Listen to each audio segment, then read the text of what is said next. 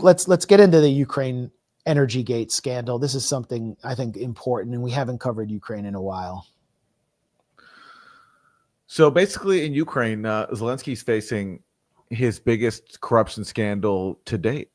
His allies at the state-owned nuclear energy company, close allies, someone who basically helped bankroll his whole operation, is accused of operating a kickback scheme for in the energy sector, worth more than $100 million in kickbacks. And this comes at a time when Ukrainians, because of increased Russian attacks on Ukraine's energy infrastructure, are having to go more and more without heat and power.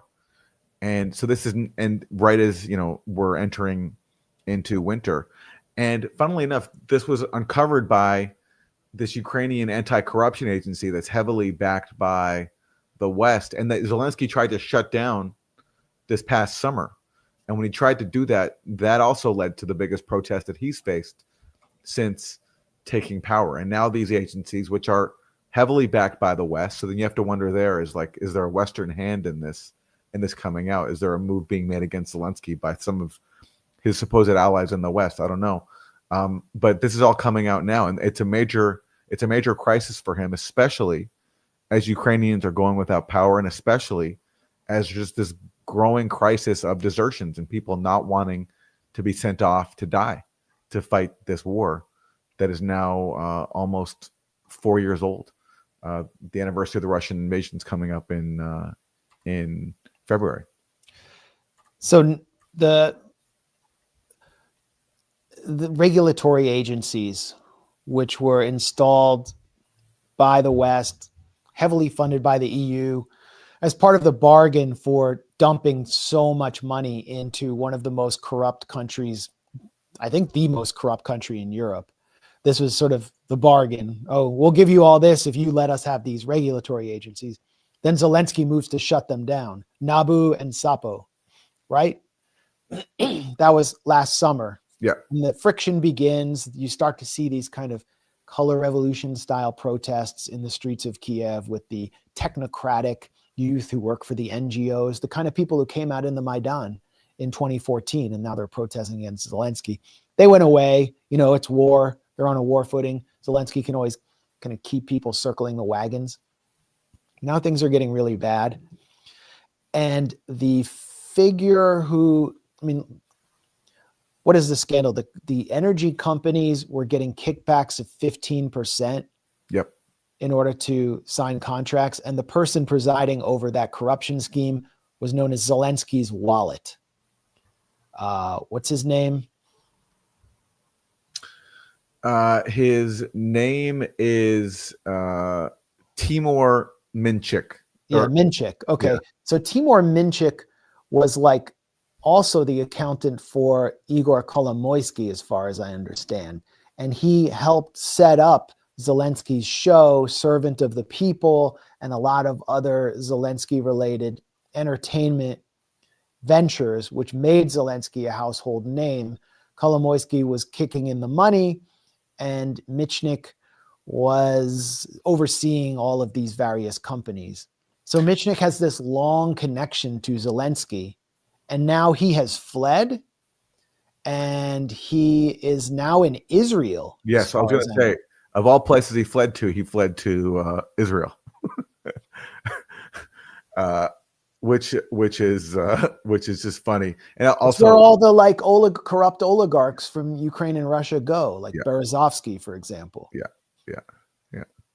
Because they have a non-extradition policy. The irony is that it should be Israelis fleeing back to Ukraine and to Russia, because that's actually where they come from. But anyway, that's another story.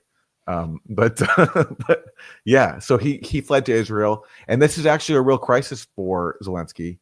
And if you're in the West, but he does still, it looks like, have the backing of Europe, of his key European allies, and the U.S. who are, especially the Europeans who are desperate to keep this show going, this proxy war going.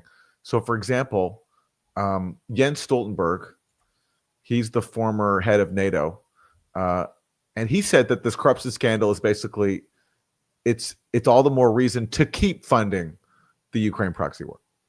I know also that President Zelensky really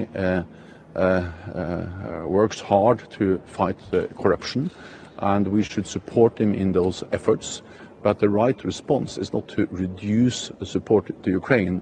The right response is to continue to provide substantial economic and military support to Ukraine, and then help them in fighting corruption, because it's urgent and it's important for us that Ukraine succeeds in stopping the Russian aggression. So because they're corrupt, it's urgent we give them more. That makes sense. Yeah.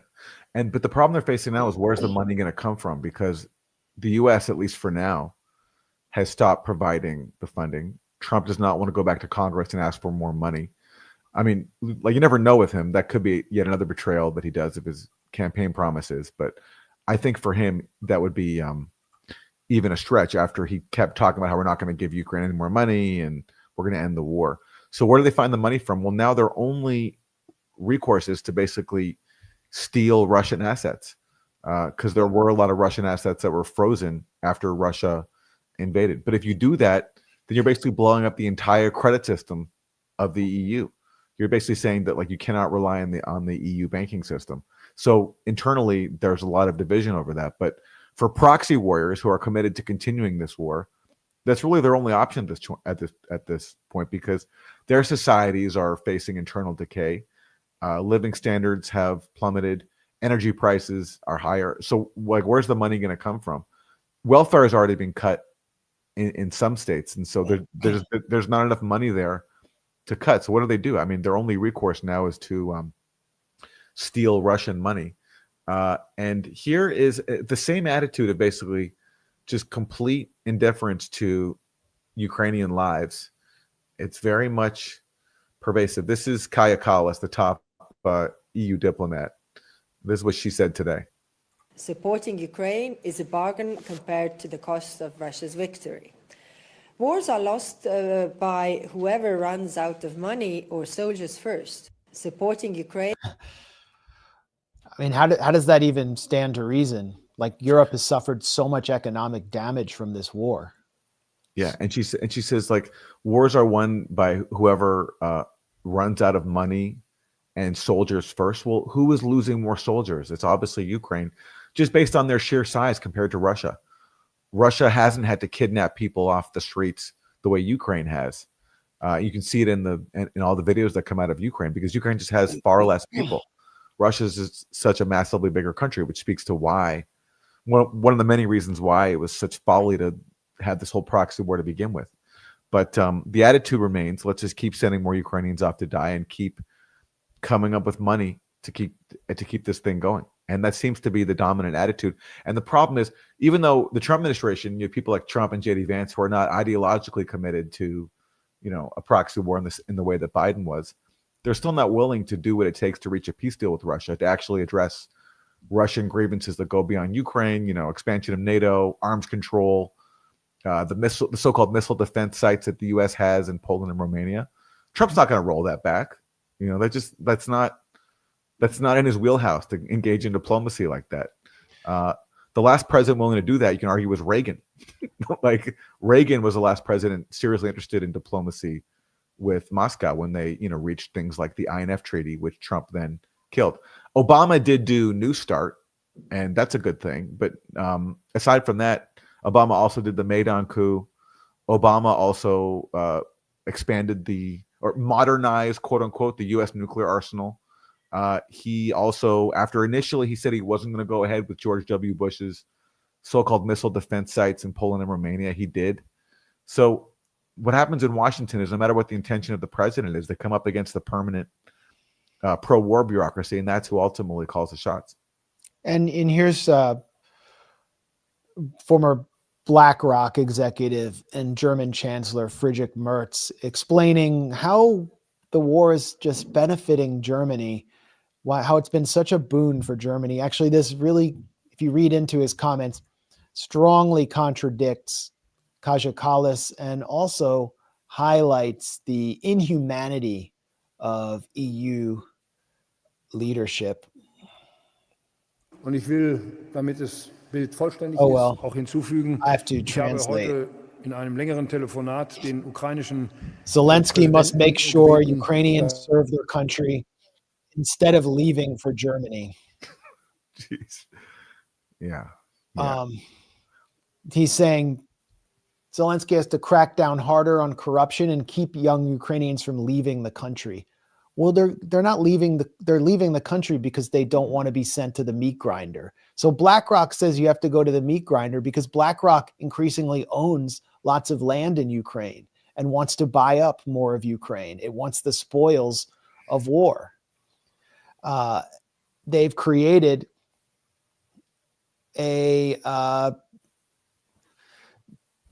they've created an impossible situation for themselves where they have to shoulder the burden of inevitable migration while keeping the war going.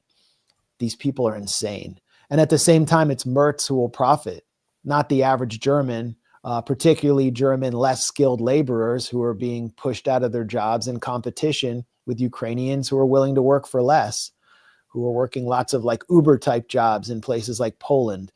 So this war is not economically benefiting Europe in any way.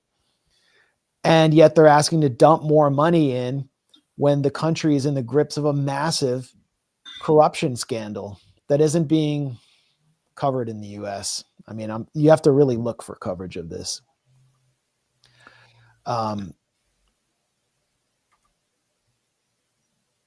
It just, so like, where is all this going? It just means this war continues and Russia is going to take more territory.